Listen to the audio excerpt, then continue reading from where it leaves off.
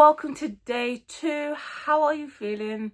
How is it going for you? My name is Rebecca Johnson and I am the founder of Raising Esther Ministries. Now, as you can see by the title, it says, sometimes you're the Mordecai. And I know you're thinking, girl, what are you on about? Now, if you haven't yet read the Book of Esther, please pause this video and go read it and then come back, okay? So Esther's parents pass away and Mordecai takes her in and he raises her as his own. As she's living with him, the time has come where now the king is searching for all the beautiful women in his province. Esther was one of the people who were called and eventually becomes queen. Now, one thing about Mordecai is, even though Esther was the queen, he still had a form of influence over her. He still was able to contact and talk to her, and he told her that, hey, while you're there, make sure not to tell them, you're Jewish. Keep that on the low for now. Do this, just be going there, do that. And she was listening to everything he was saying. While she was there, he also stayed outside the gate many a nights, making sure that his niece was looked after. Now, because he was at the gates many a times, he kind of had like a little enemy called Haman. Haman could not stand Mordecai, and Haman was like the king's right-hand man. He had influence over the king. Now, Mordecai rubbed Haman the wrong way, because every time Haman would come past, everybody would throw themselves at Haman because he had his influence or his position. People were, oh my gosh, it's Haman. But Mordecai was like, you're just a human just like me. You're human just like me. I'm not bowing to you. I am not bowing to you. And that was annoying Haman, right? To the point where he was like, how can I deal with this Mordecai? You know what I'm going to do? I'm going to take him out, but not just take him out. I'm going to take his family out. You know what? No, I'm taking his whole community. It dawned on me later on that Haman's pursuit of destroying the whole Jewish community and eradicating Jewish people was because he wanted to eradicate one man. Now, Haman thought he had the upper hand because he was the king's right-hand man and he thought he had influence over the king. But what he didn't realize is Mordecai also had someone that he had influence to, or he could speak to, and that was the queen. So Mordecai eventually goes and tells Esther and says, look, if you don't do something about what's going on, this is what's going on. This is the decree that the king's about to put out. This is what we've heard. This is what's happening. You've got to do something. This is your chance to do it, and you've got to do it now. And Esther said, you know what? Don't worry. Let's go on a 3-day fast.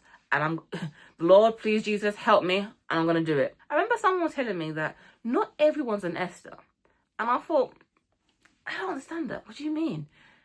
And it dawned on me, yeah, they're right. Not everyone's an Esther. Sometimes you're the Mordecai. So to me, a Mordecai is two versions. One of the versions, a Mordecai is the person in the community. They are seeing what's happening in the community. They live there, they breathe there, they've been there for years. That person in your community that oh, that's Mama D, she's been around for years. That's Auntie Sandra, she's been in the community for years. She's seen you growing up. She's done this. She's started youth centers and she's done food banks. And she's that person, or he's that person who's in that area, who knows it so well and are petitioning and fighting. And they are the ones who can go to the people. They can go to an Esther, who's someone who is not in the community, who is so far removed, but they can go to their local MP. They can go to the person who has influence and say, hey, this is what you need to do in this community. This is what we need. I'm telling you, because I know, the people are coming to me. I know what's going on. That was Mordecai. Esther didn't know what was going on. She was living a high life. She was having a great time. For the 30 days, she had not heard from the king. So she thought, you know what? When he called me. In the meantime, I'm just going to enjoy my life. But Mordecai is hearing this. He's lamenting. He's like, what can we do? I need to speak to my niece because I know she has the influence. I have influence over her, but there's only so much I can do. But she has a bigger influence and she can speak to the king because she's married to the king, right? Another way that you are a Mordecai, or can be a Mordecai, is that you are the one who can speak life. You are the one who tells that person, it's time for you to step into position. Mordecai had to tell Esther and say, look, don't just think that you're just in this position because it's your queen and you're having a good time. No. If you don't do anything, you two are involved in this as well, right? So you're here Who knows? God put you here for such a time as this. There's a reason why you're here. There's a reason why you became queen. It's because you're here for this moment, so you can have your influence and you can stop this. Sometimes we need a Mordecai that can push us into our purpose, that can push us into where we're supposed to be. And that could be like in a form of a mentor, a counselor, or someone who's got your back. One of the things I love about this story is God already knows our hearts. It shows you that God knows the plans. He knows and he sees in the future. He put Esther there before this whole thing kicked off between Mordecai and Haman. Now, if you have your free guide, this is your chance to look into day 2 and start answering the questions that are there.